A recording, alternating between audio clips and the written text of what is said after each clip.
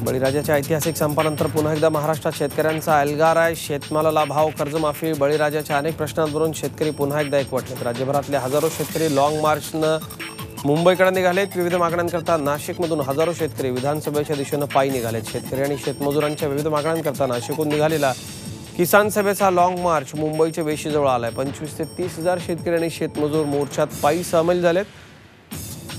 सोमवारी 12 तारखेला आझाद मैदानात हा मोर्चा धडकणार आहे। त्यानंतर हे शेतकरी विधानसभेला महाघेराव घालणार आहेत। मोर्चामध्ये गावागावातून शेतकरी सामील होत आहेत। आम्ही 12,000 पासून सुरुवात केली होती।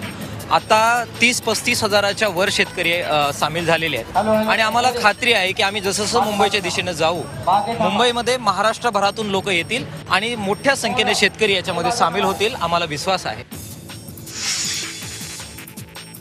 अखिल भारतीय किसान सभेचा लॉंग मार्च अखेर मुंबईत धडकणार आहे। या पार्श्वभूमीवर मुलुंडमधल्या आनंदनगर चेक नाक्यावर पोलिसांनी आपला बंदोबस्त ठेवला आहे। शनिवार रात्रीपासून ते रविवारी 10 वाजेपर्यंत ठाण्याहून ईस्टर्न एक्सप्रेसवेने मुंबईत येणाऱ्या अवजड वाहनांना प्रवेशबंदी असणार आहे। तसंच हलक्या वाहनांना पर्यायी मार्गाचा वापर करण्याचं आवाहन वाहतूक विभागाने केलं। मुलुंडच्या जकात नाक्यावर हे मोर्चेकरी आपला तळ ठोकणार आहेत।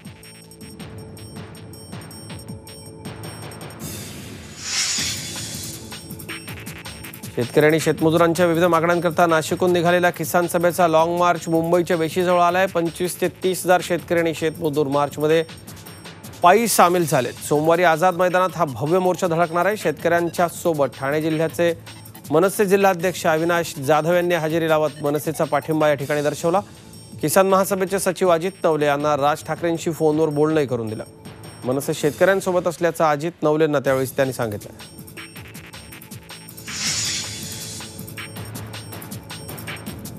शेतकरी आणि शेतमजुरांच्या विविध मागण्यांकरता नाशिकहून निघालेल्या किसान सभेचा लॉंग मार्च ठाण्यापर्यंत पोहोचला। हजारो शेतकरी आणि शेतमजूर मार्चमध्ये सहभागी झाले। दरम्यान शुक्रवारी शिवसेनेचे नेते एकनाथ शिंदेंनी शहापूर इथं या मोर्चाला भेट दिली। शिवसेना आणि उद्धव ठाकरेंनी या मोर्चाला पाठिंबा दिला असं त्यांनी कळवलं।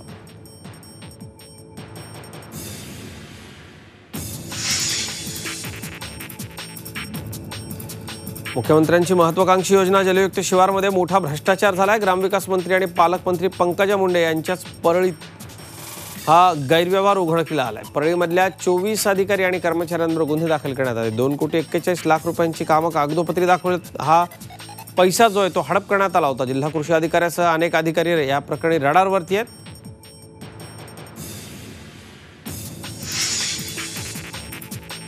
जलयुक्त शिवारमध्ये बीड जिल्ह्यातल्या परळीत नव्हे तर संपूर्ण बीड जिल्ह्यात भ्रष्टाचार झालाय। जर चौकशी झाली तर मोठ्या प्रमाणावर भ्रष्टाचार समोर येईल असा आरोप विरोधी पक्षनेते धनंजय मुंडेंनी केला। नाशिक इथं हल्लाबोल आंदोलनाच्या सभेसाठी आले असता माध्यमांशी बोलताना धनंजय यांनी हा गंभीर आरोप केला।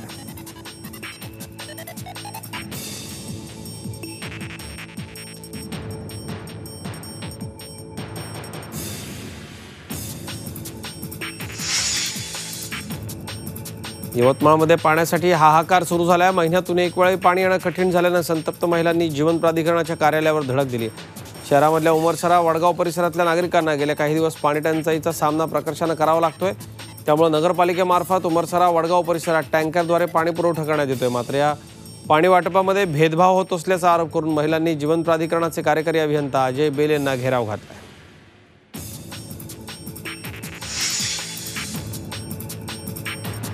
कपाशीवर आलेल्या बोंडाळीच्या प्रादुर्भावामुळे राज्यातील लाखो हेक्टरचं नुकसान झालंय। शेतकरी उद्ध्वस्त झालाय, त्याची राखरांगोळी झाली आहे। त्याचं सर्वेक्षण करण्यात आलं, मात्र अनेक महिने उलटूनही शेतकऱ्यांपर्यंत मदत पोहोचली नाही। तर काही गावं यातून वगळण्यात आलेत। याचाच निषेध म्हणून वाशिम जिल्ह्यातल्या मानोरा इथं शिवसेनेच्या वतीनं कृषी विभागाची प्रेतयात्रा काढण्यात आली।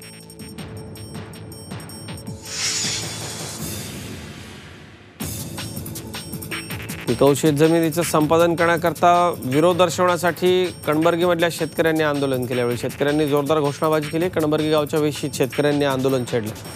बैलगाड्या रस्त्यावर सोडण्यात आल्या। यापूर्वी भूसंपादनाला विरोध दर्शवण्याकरता शेतकऱ्यांनी आपल्या घरासमोर गळफास लटकवून ठेवले।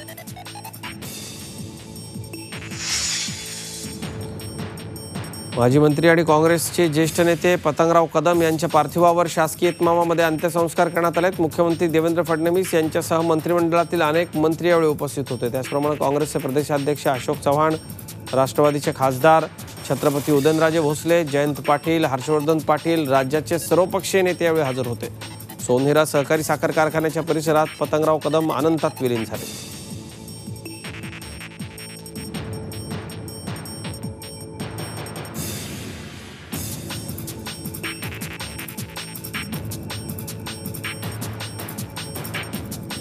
बळीराजाच्या ऐतिहासिक संपानंतर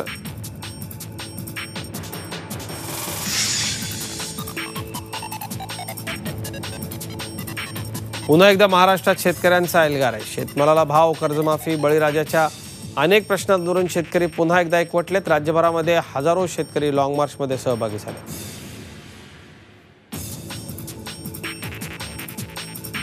तर इकडे छगन भुजबळांच्या प्रकृतीची चिंता शरद पवारांनी व्यक्त करत मुख्यमंत्र्यांना पत्र लिहिलंय.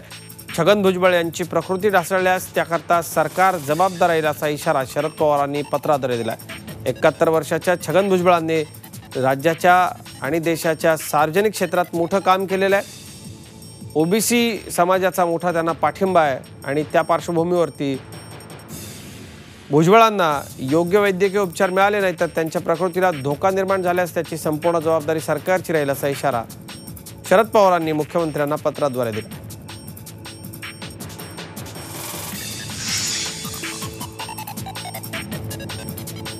नागपूरमध्ये सुरू असलेल्या प्रतिनिधी सभेत भैयाजी जोशी संघाच्या सहकार्यवाहपदी फेरनिवड करण्यात आली. प्रतिनिधी सभेच्या दुसऱ्या दिवशी हा निर्णय घेण्यात आला. सरकार्यवाहपदासाठी दत्तात्रय होसबळेंचे नाव चर्चेत होतं पण आज अखेर भैयाजी जोशींची निवड करण्यात आली. ही निवड 2018 ते 2021 पर्यंत असणार आहे. अन्य कोई नाम न आने से सर्वानुमते माननीय भैयाजी जोशी को 3 साल के लिए सरकार्यवाह के नाते प्रतिनिधि सभा ने चुना है. धन्यवाद. There was? No. The time was given, but no name came. Any other changes in the? कल शाम को पता चलेगा.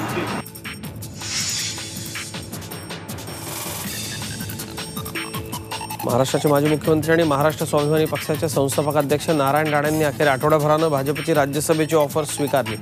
सोमवारी ते आपला उमेदवारी अर्ज दाखल करणार आहेत. नारायण राणे यांनी काँग्रेस सोडताना भाजपनं त्यांना राज्यात मंत्रिपद देण्याचं आश्वासन दिलं होतं मात्र भाजपनं मंत्रिपदाचं आश्वासन पाळलं नाही आणि राज्यसभेवर राणेंची बोळवण केली. राज्यसभेसाठी भाजपकडून केंद्रीय मंत्री प्रकाश जावडेकर यांनी शुक्रवारी आपला उमेदवारी अर्ज दाखल केला मात्र नारायण राणेंनी आपला निर्णय जाहीर केला नव्हता. राज्यसभेच्या निवडणुका होऊ घातलेल्या आहेत. 12 तारीखला फॉर्म भरायची शेवटचा दिवस आहे. भारतीय जनता पक्षाचे अध्यक्ष माननीय अमित शाहजी, राज्याचे मुख्यमंत्री माननीय देवेंद्र फडणवीस यांनी मला किंवा माझं नाव राज्यसभेसाठी सुचवलेलं होतं.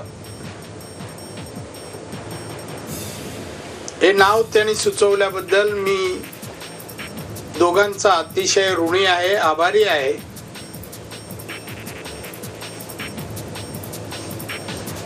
त्यांनी सुचवल्याप्रमाणे मी सोमवारी राज्यसभेसाठी फॉर्म भरणार आहे.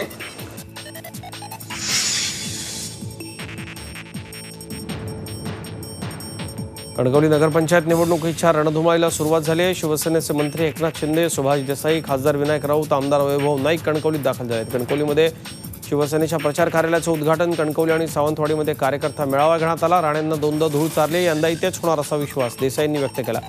नाणारमध्ये कुठल्याही परिस्थितीत रिफायनरी होणार नाही अशी ग्वाही देखील देसाईंनी दिली. जाता जाता नारायण राणेंवरती टीकाही देसाईंनी यावेळी केली. म्हणजे मला माहिती आहे ज्या दिवशी त्याला मंत्रिमंडळात घेऊ शिवसेना त्या मंत्रिमंडळात लाभ मारेल. म्हणून तर भारतीय जनता पक्षाची हिंमत होत नाही त्याला घ्यायची म्हणून पार्षद दिल्लीला पाठवायचं चाललंय. आणि ह्या माणसाला माहिती आहे माझं दिल्लीला जातात म्हणजे माझा काटा काढणार. मग स्वार्थ पण नाही आणि अभिमान पण नाही. करू तरी काय.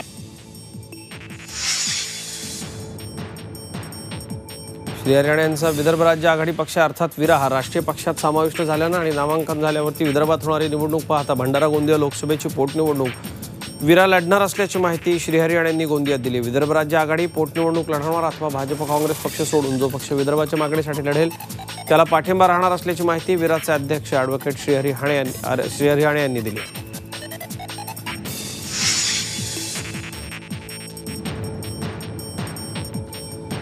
औरंगाबाद शहरामधल्या समर्थनगर भागात असलेल्या सावरकरांच्या पुतळ्यावर अज्ञात व्यक्तीने शाई फेकल्यानंतर संतप्त नागरिकांनी सावरकर चौकात काही काळ रास्ता रोको केला। पुतळ्यावरती शाई फेकणाऱ्यांचा निषेध नोंदवण्यात आला। पोलिसांनी 3 दिवसात आरोपीला शोधण्याचं आश्वासन दिल्यानंतर नागरिकांनी रास्ता रोको मागे घेतला। या प्रकरणी क्रांती चौक पोलीस ठाण्यामध्ये अज्ञात व्यक्तीविरोधात गुन्हा दाखल करण्यात आला। घटनास्थळी काही पत्रकं पोलिसांनी जप्त केली। त्यावेळी नागरिकांनी पुतळ्याला दुग्धाभिषेक घालून त्याची स्वच्छता केली।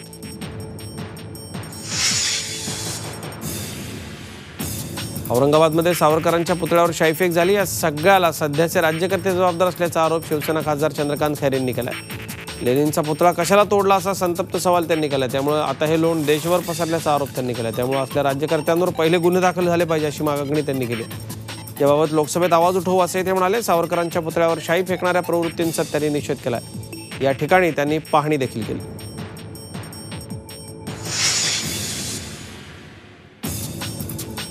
कचरा प्रश्नावर औरंगाबादच्या मिटमिटा भागात पोलिसांनी नागरिकांना मारहाण केल्याचा सीसीटीव्ही व्हिडिओ समोर आला होता। याची दखल घेत या मारहाण प्रकरणाच्या चौकशीचे आदेश पोलीस आयुक्त यशस्वी यादव यांनी दिले। शहराच्या पोलीस उपायुक्त दीपाली घाटगे यांच्या अध्यक्षतेखाली ही चौकशी समिती नेमण्यात आली। 4 दिवसात ही समिती पोलीस आयुक्तांना अहवाल सादर करणार आहे। चंद्रपूर आणि वर्धा या दारूबंदी असलेल्या जिल्ह्यांमध्ये दारू पोहोचवण्याकरता तस्करांकडून वेगवेगळे मार्ग शोधले जात आहेत। 407 मॅटेडोरमध्ये खाली स्लायडिंग प्लेट लावून त्यात दारू लपवून चंद्रपूरमध्ये तस्करीचा भांडाफोड यवतमाळ पोलिसांच्या स्थानिक गुन्हे शाखेने केला। गोपनीय माहितीवरून पोलिसांनी या वाहनाची तपासणी केली। वरवर काहीही दिसत नसलं तरी ट्रॉलीखाली एक स्लायडिंग प्लेट निदर्शनाला आली। ही प्लेट सरकवली असता त्यामध्ये आत दारूचे बॉक्स मिळून आले।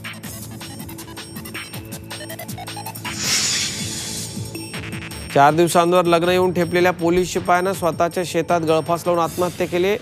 सोपान लिंबेकर असं आत्महत्या केलेल्या पोलीस शिपायाचं नाव आहे। तो हिंगोली पोलीस मुख्यालयात रुजू होता। येत्या 14 मार्चला त्याचा औंढा तालुक्यातल्या मुलीशी विवाह होणार होता। एकाएकी त्यानं आत्महत्या केल्यानं कुटुंबीय चक्रावून गेले। त्यामुळे परिसरामध्ये आणि पोलीस वर्तुळात खळबळ माजली। शांत स्वभावाच्या सोपानवर आत्महत्येची वेळ का आली असे अनेक प्रश्न या निमित्तानं उपस्थित होऊ लागले। त्यावरती पोलीस अधिक तपास करतात।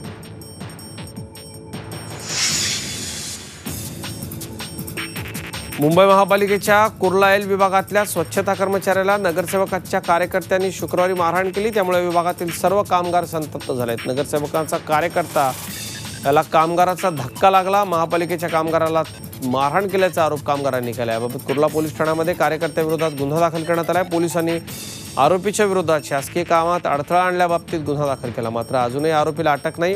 आरोपीला सोमवारपर्यंत अटक केली नाही तर कामगार संघटनेच्या वतीनं काम बंद करण्याचा इशारा देण्यात आला।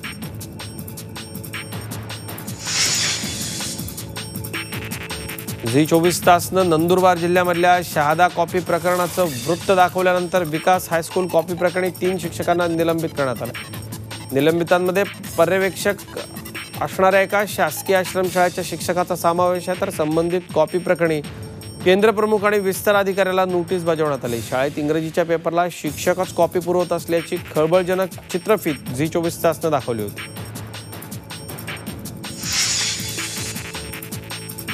शासनाकडे प्रलंबित असलेल्या विविध मागण्यांसाठी जळगाव जिल्ह्यामधल्या अंगणवाडी सेविकांनी जिल्हा परिषदेवरती छत्री मोर्चा काढला होता। अंगणवाडी सेविकांच्या निवृत्तीचं वय शासनानं कमी केलं असल्याने बाबतीत नाराजी पसरली।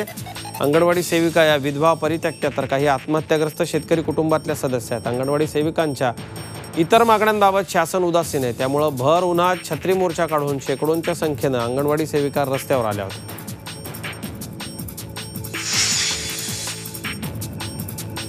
रायगडमध्ये तटरक्षक दलाचं हेलिकॉप्टर कोसळलंय। नांदगावच्या किनाऱ्यावर तटरक्षक दलाच्या हेलिकॉप्टरला दुपारी 3 वाजता अपघात झाल्यामुळे हेलिकॉप्टरमध्ये महिला पायलटसह 4 जण होते। या अपघातात जखमी झालेल्या महिला पायलटची प्रकृती गंभीर आहे। उपचारासाठी त्यांना मुंबईला हलवण्यात आले। या घटनेनंतर मुरुडचे पोलीस आपल्या पथकासह घटनास्थळी पोहोचले।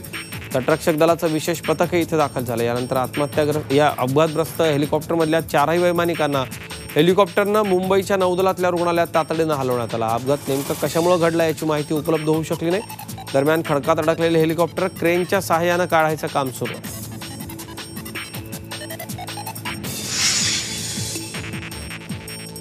रेल्वे प्रवाशांकरता खुशखबर आहे. कन्फर्म रेल्वे तिकीट आता हस्तांतरित करता येणार आहे. रेल्वे मंत्रालयानं हा महत्त्वपूर्ण निर्णय घेतला. पती पत्नी, मुलं, आईवडील, बहीण भाऊ यांनाच हे तिकीट हस्तांतरित करता येईल. 24 तासांपूर्वी तिकीट हस्तांतरणाचा अर्ज भरून द्यावा लागेल. त्यानंतरच तिकीट कन्फर्म तिकीट कुटुंबातल्या व्यक्तीच्या नावानं हस्तांतरित करता येणार आहे.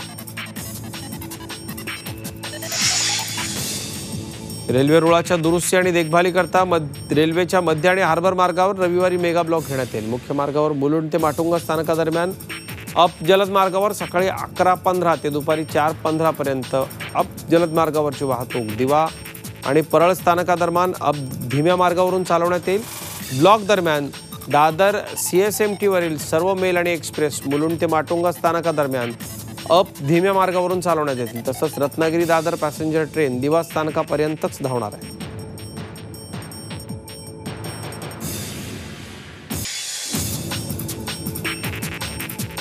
भारतीय संविधानाचं जगात एक विशेष स्थान आहे. संविधानाच्या माध्यमातून सामाजिक न्यायावर विशेष लक्ष देण्यात आलं असे गौरवोद्गार पंतप्रधान नरेंद्र मोदींनी काढले. दिल्लीत खासदार आणि आमदारांचं 2 दिवसांचं संमेलन आयोजित करण्यात आलं. या निमित्तानं दिल्लीतल्या सेंट्रल हॉलमध्ये पंतप्रधान मोदींनी खासदार आणि आमदारांना संबोधित केलं. वे फॉर डेव्हलपमेंट या विषयावर चर्चा आयोजित करण्यात आली. त्यावेळी मोदी बोलत होते. घराघरात वीज पोहोचवणं, जी जिल्हे आणि गावं मागास आहेत त्यांचा विकास करणं आपलं कर्तव्य असल्याचं ते म्हणाले.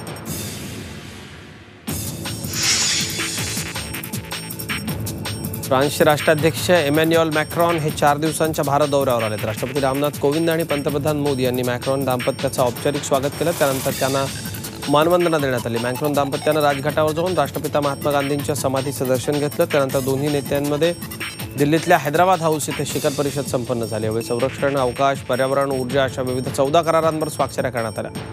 राष्ट्राध्यक्षपदी विराजमान झाल्यानंतर मॅक्रॉन यांचा हा पहिलाच भारत दौरा आहे. पंतप्रधान नरेंद्र मोदी यांच्यासोबत ते आंतरराष्ट्रीय सौर ऊर्जा परिषदेमध्ये सामील होणार.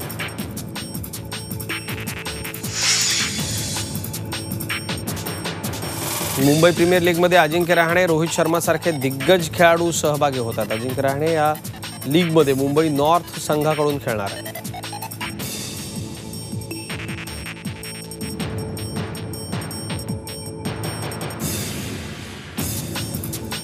झी 24 तास रहा एक पाऊल पुढे.